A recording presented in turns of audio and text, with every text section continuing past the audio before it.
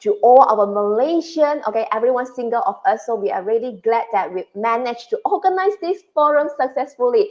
And I'm also very happy, and that is my pleasure to be able to learn from a lot of our awesome experts, scholars, the professionals in various fields which is related to this happy aging industry. Okay, that's why we're also very happy and honored to be able to invite our Menteri of Ministry of Housing and Local Government, YB Puan Hajah Zuraida Kamaruddin, to be here to join us in this forum. Hey, it looks like our YB is here. Hello, selamat petang, YB Puan Hajah Hi, good Zuraida afternoon to Kamaruddin. you. Hello, COVID-19. Can you hear me? Yes, we can hear you loud and clear. Okay, Okay. so all my Facebook audience, my Facebook friends, viewers, now is the time for us to invite our YB to give a keynote speech. So ladies and gentlemen, let us welcome Ministry of Housing and Local Government, YB Puan Hajah Zuraida Kamaruddin, to give a keynote speech. Let's welcome. Thanks, PU. Okay, Bismillahirrahmanirrahim. Alhamdulillahirabbil alamin wassalatu wassalam wala asyrafil mursalin wala alihi wasahbihi ajmain. Assalamualaikum warahmatullahi wabarakatuh. And a very good evening to everyone there, both virtually and physically, wherever you are. Yeah, let me begin by saying that thank you to all our co-organizers led by Encik Jamaluddin bin Ibrahim, CEO of Maki Plago Sdn Berhad, Koperasi Perumahan Impian Selangor, Durian FM, My Health Magazine, and Story World Sdn Berhad for inviting me to address this forum, and the many organizations joining us remotely with a view to collectively address the issues surrounding our aging population and how communities, cities, and public facilities can be made more friendly for citizens with different needs. Not to forget the media personnel who are also watching this live webinar. First of all, I would like to congratulate the organizing committee, not just for organizing this forum, but to choose a topic that needs publicity as it has not taken off the way it should. Malaysia must position ourselves well to face the fact that we will be an aged nation 25 years down the road. I hope that a lot of constructive debates and workable recommendations that derive from this forum can be relied upon by the government to craft out a master plan approaching the aged population era. Ladies and gentlemen, the federal and state government are making strategic decisions and preparing for a fast aging population. And one very important aspect is to build age-friendly communities so that senior citizens can enjoy their golden years in a positive, meaningful, graceful, and dignified manner. Ministry of Housing and Local Government has a big role to play in the discussion. All local authorities in Malaysia must not just foresee the demographic change, but a significant policy revamp is also needed. A good example would be before a building plan is approved by local government, from now onwards, they have to ensure that the building is equipped with sufficient facilities for those with less mobility. The standards should be raised from now onwards so that our policies are still relevant 25 years in future. In this forum, I would like to make a comparative study on how other nations have prepared themselves to face this unavoidable situation. Take Singapore and Japan, for example. These two countries have been widely talked about as countries that are most ready to face aging population. Singapore is one of the most rapidly aging societies in the world, with a life expectancy of around 83 years. Its government has invested significantly in lifelong learning initiatives to boost society's human capital potential, as well as to promote personal development and social integration. Besides that, Skills Future, a national program launched in 2014, provides every Singaporean aged 25 and above with an opening credit of 500 Singapore dollar that they may use to attend approved skills-based courses. This credit does not expire, and the government will provide periodic top-ups. Skills Future also offers work-study programs to strengthen industry academia, interactions for students, and mid-career professionals. Singapore employs other mechanisms such as social risk pooling. Individuals tend to have great difficulty hedging longevity risk, which includes the risk of outliving their retirement resources and catastrophic health shocks. Relying solely on individual efforts to finance old age consumption may thus accentuate income and wealth inequalities in society. To this end, the Central Provident Fund Lifelong Income for the Elderly, CPF Life, scheme provides coverage for the retirement income needs of Singaporeans. It is financed through compulsory monthly contributions to one CPF account and provides a monthly payout during old age for as long as the policyholder lives. Japan is another rapidly aging Asian country. Currently, about 25% of Japan's population is above 65, and this will increase to 40% by 2060. Such a demographic shift should severely strain Japan's established pension system, and Japan's aging workforce has already started to slow down the Japanese economy. The Japanese government has taken a multi-pronged approach to meet the needs of the Japanese population and boost economic growth.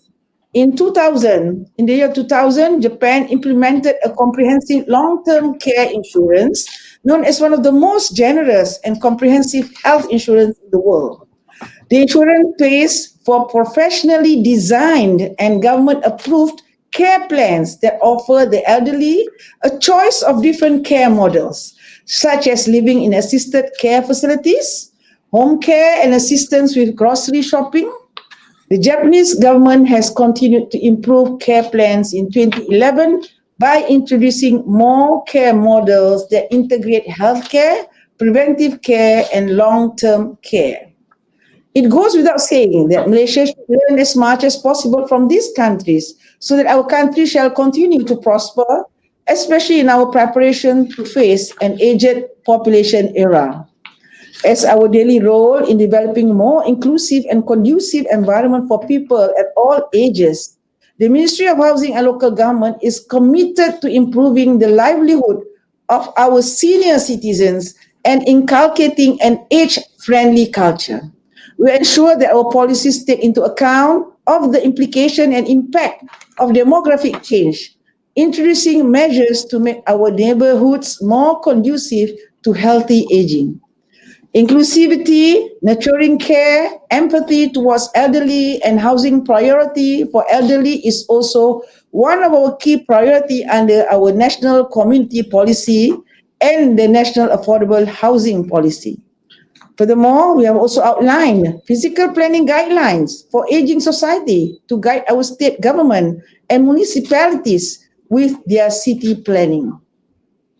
In order to address urban challenges and improve people's quality of life, the Ministry has launched Malaysia's Smart City Framework in September 2019 as part of our aspiration for planning, implementation, and continuous effort at leveraging smart solutions as part of the solving urbanization issues, including the well-being of aging society. This comprehensive framework comprises participation for all three tiers of government. There is the federal, state, and local government, as well as private sectors to streamline and coordinate smart cities development in Malaysia with the aim to position Malaysian cities to be on par with other cities globally. I'm also glad to inform that 2021 is the year that KPKT target to upgrade the street lightings at all local government areas. This would mean to change all street lights to LED bulb lights. Not just it gives the government more saving, but it increases the level of security around the neighborhoods. This is also a step taken by KPKT to accommodate senior drivers with less visual ability. In addition to that, KPKT under its division called Plan Malaysia has come up with a physical planning guideline for senior citizens. It serves as a guide and reference to the state authorities, local authorities, developers, private companies, and non-government organizations in development planning of settlements and facilities for senior citizens. The planning and development of the settlement for the senior citizens are guided by these following principles: harmony, affordable, community, health, safe, accessible, and user-friendly. Evidently, KPKT have taken proactive measures to face aging population. KPKT, via its subsidiary Prima, is currently drafting a policy that will be announced in the first quarter of 2021. This policy will address all the fundamental elements that are needed for senior citizens to live in a harmonious environment with adequate health facilities. Prima will collaborate with strategic partners to develop several retirement villages on the land Prima already owns in the near future.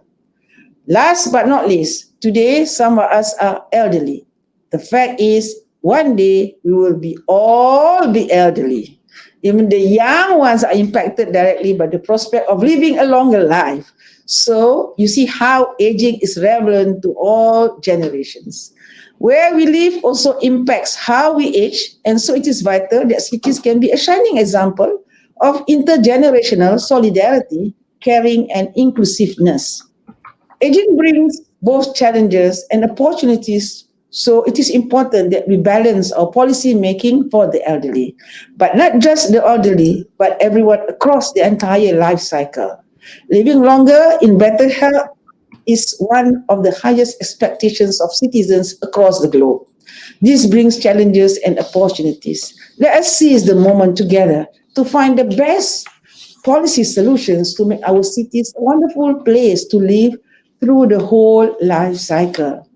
Let me conclude by reiterating our commitment to build communities that enable our senior citizens to stay healthy and active for as long as possible, to remain connected to their loved ones and the rest of the world, and to live with dignity and grace, whatever their physical conditions are.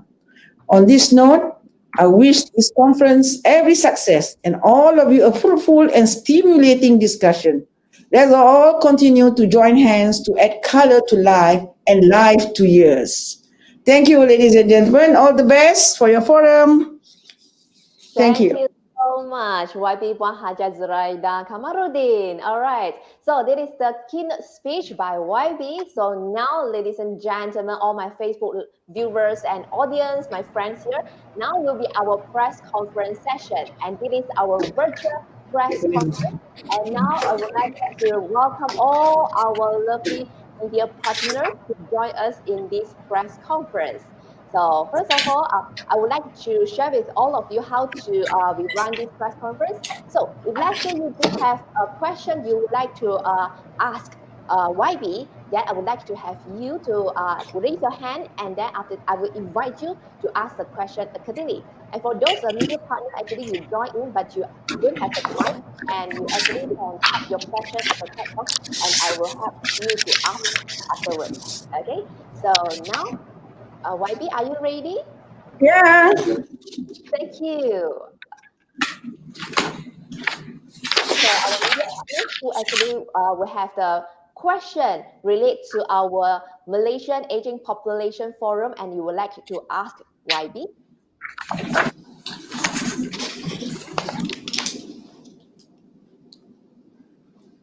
Yeah, anyone? I hope you're not aged yet. Maybe like this. Since our media partner Bernama Samanda has a question, maybe I will ask YB on her behalf. Okay, YB, mention Prima is currently drafting a policy that will be announced in the first quarter of 2021. Can you elaborate further the area this policy focus on aging population? Yeah. All right. Prima is one of the housing subsidiary has been placed under KPKT since 2018. And the purpose of putting Prima under KPKT as the National Housing Agency, we want to streamline all our housing policies. But one of the key areas that Prima has to venture in, apart from in the past, the building houses, affordable houses scheme and that kind of thing. So we went through under restructuring program. So while we are addressing the issues that is we're having problems with Prima in terms of the financial capacity, because there was no further injection to Prima since 2016. Therefore, Prima has to manage with cutting losses and trying to sell all the oversupply stocks and trying to make ends meet.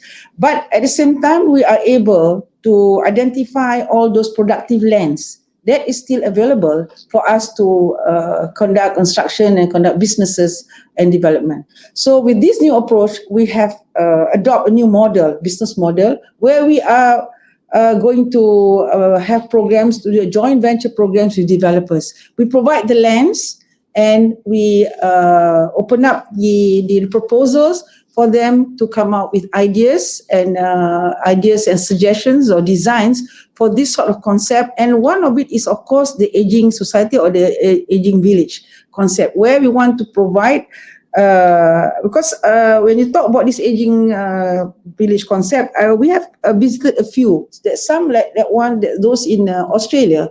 The concept is based on like a property business area where property for this aged society is done like a property market. So any those rich young lady, not young lah, rich retirees can afford to buy homes. After they can sell and then they can transfer. It's like a property transactions, but the facilities are all provided with all those shops, with all the clinics and all these clubhouse, all the activities, and provide all the services. That's one concept. But the other concept is like in Singapore, we have the old folks village where it is in a house in a strata. Yeah. So this is a very much kind of living with the families. Also, they have dual key system. And also, there are some also already in Malaysia, we have the care assisted homes where they provide a temporary shelter or temporary residence. And then they provide the care services, so as long as they need. Yeah. So these are the combination of few concepts which we are offering. Prima is going to take up as a model to do a model concept for this old folks village, retiree village. I would call it. I won't call old folks because I think we need to sort of give them the integrity or the image that it is not like those kind of perceived old folk village that we see is a rundown village and then it's not being taken care properly. It's a very much more sophisticated and very well equipped and well facilitated facilities for these people. So therefore, in the Prima, we will call for RFP, whichever who we have a few people already that are interested to do this. So they come out with their proposal and see what is the business model and the concept, and we will work together with them. Thank you. Thank you so much, Waidi. All right. So, any question from our media partners?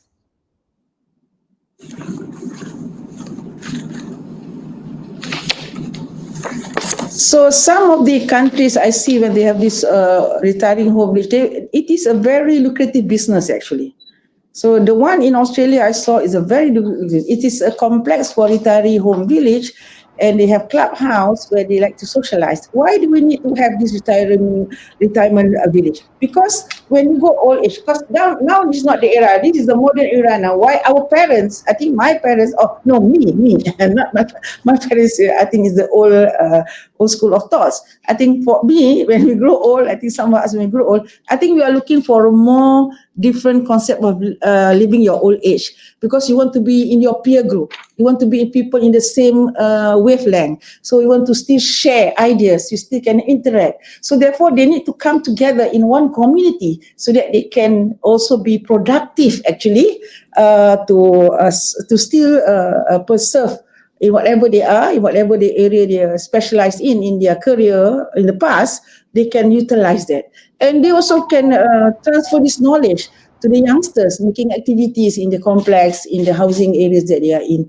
So this is very important because healthy old age that we are mentioning just now is about giving them opportunity to interact with their peer groups, with the same age group, and they can have their own activities at their own pace, can laze around, and they have some funds, they have clubhouse, they even the opposites with the hair salons, massage, all this they can utilize all these facilities so that they can enjoy their times there. Wabi, I have a question. Yes, Yeah. please. Yes, I understand that do correct me if I'm wrong, is that the entire, I would say, structure is to look on how best we could serve those who are going to their golden ages in terms of perhaps healthcare, facility. I was wondering whether jobs or possible employment is included in that as well. Yeah, I think we learned from Japan also. Japan give this silver hair society. So you say golden, I say silver hair. So most of us will be turned silver. All right. So this they use this experience or qualified retirees into jobs that don't need very much physical capacity. Yeah. So like toll operators, supervisory jobs. So they are still able to do this job with their expertise and experience in the past. They still can apply to the current situation, and they can still be productive. So they are being used to do jobs that are less physical, very much supervisory, and it's a very lightweight kind of duty. I think these are the people that we can, the old age society that we can make use of. So in Japan, they have done this. Teachers, I think also something that they can come in, because we know that this era of population, especially in Malaysia, they speak good English, so they can be of help in this area where they can contribute to the education system of the country. Okay, further question on that, Wendy, if I may. I know building an entire, say, district or compound specifically serving the elderly is very, I would say, expensive. How do you ensure that this remains sustainable and it is a policy that could be carried out regardless of whichever administration comes in? How do you ensure the policy maintains? All right. Okay. I think there's two approaches to this. One is, of course, the private sectors. We are catering for those people who have well-to-do, of course, a different class. And the other one is, of course, you're talking about the social aspect, the social kind of retiring village, where the government has to come in. The government has to come in with the facilities, the infrastructure, and we can run it at a very nominal rate for these families. And of course, there is category that is who could not afford. Of course, we have to do a scheme so that these people are being taken care of in this social, I would say the social retirement village run by the government.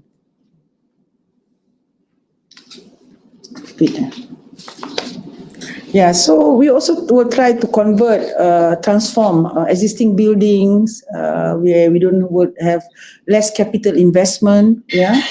And of course, CSR is another one that people can come and forward and medical services is one of it, because we couple up medical services, it's sort of built in the cost already there. So there are a lot of ways of doing it actually. So we're exploring all these different models.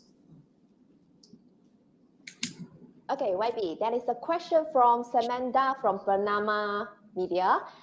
She's asking, how long for the retirement village to be ready?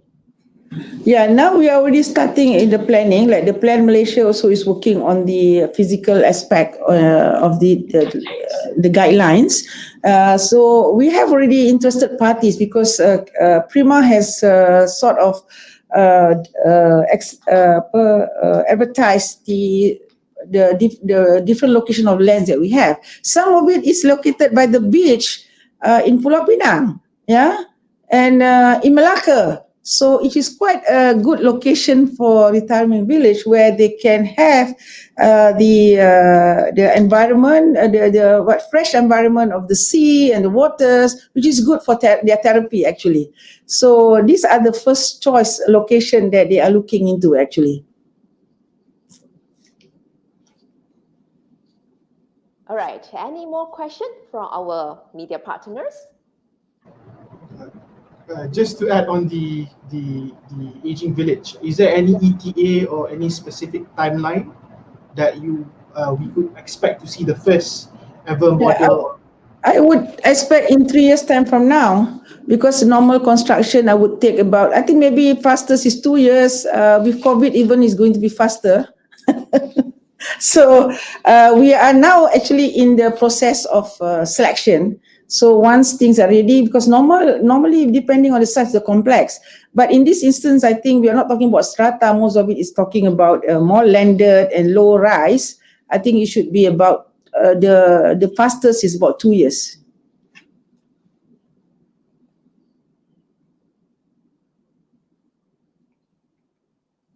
All right, thank you so much, YB. Any more questions for our media partners?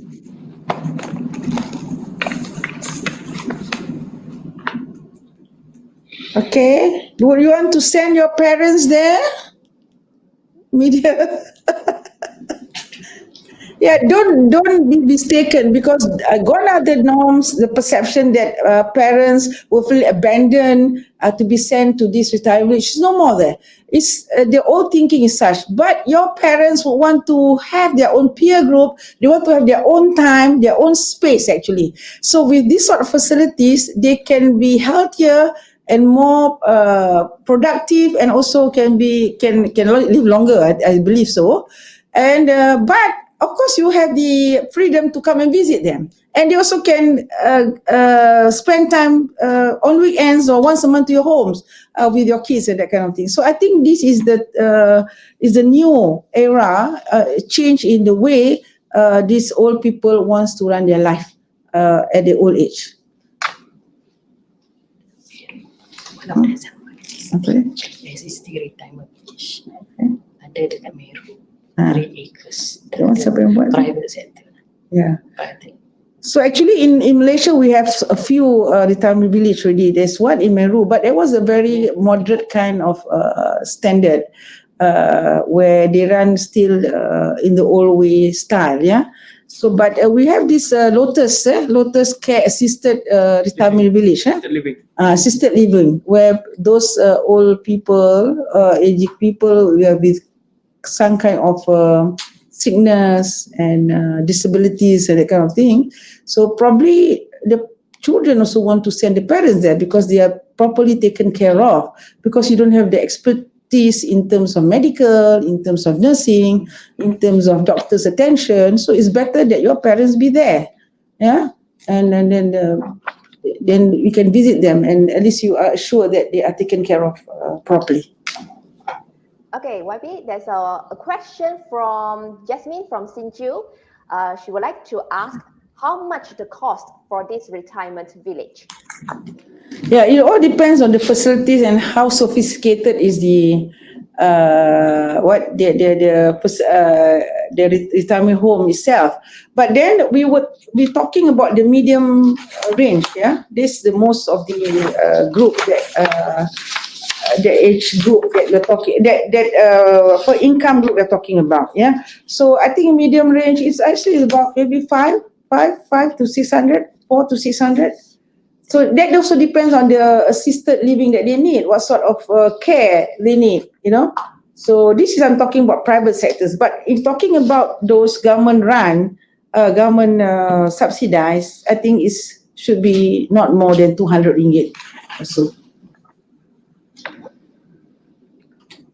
So by the way, probably you will have some interest here. So at the moment, we have about 2 million people across Malaysia of categorized in the senior citizens, so 60 years of above, right? 60 years above. So, but in 2030, we will expect it will double up to 4.8 million. Yeah.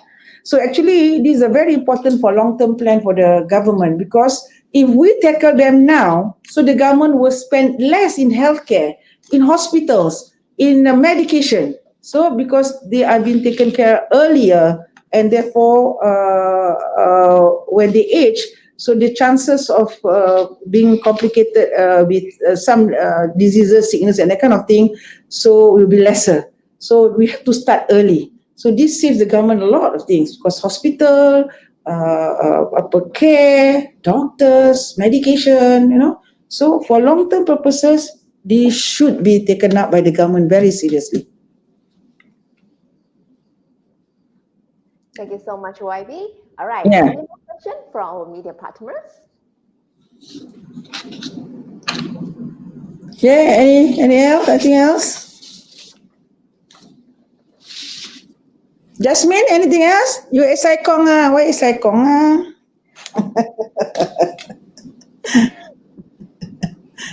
All right. Would you want to send your mother there? No?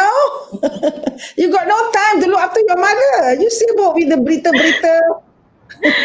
Maybe my mother already passed away. Oh, okay, sorry. No worries. For yourself, future, for the future. Yeah, I think for myself, okay. New era, change lifestyle.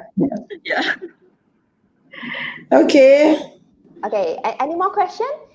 Okay, if no more question, and okay, we will call it a day, okay, for this press conference. So once again, thank you so much to our YP, Puan, Hajah, Zuraida, Kamaruddin, and thank you so much to all our media partners. We have our media partners from this China Press, Sinju, Malay News, Oriental Daily, China Harian, Bernama. Thank you so much for your participation to our press conference, our virtual press conference. Thank you so much. Terima kasih. And now this is the end of our press conference. So all Thank you, our Adi. Facebook viewers and our Facebook audience, let's give a lot of like and love to all of them. Thank you so much once again.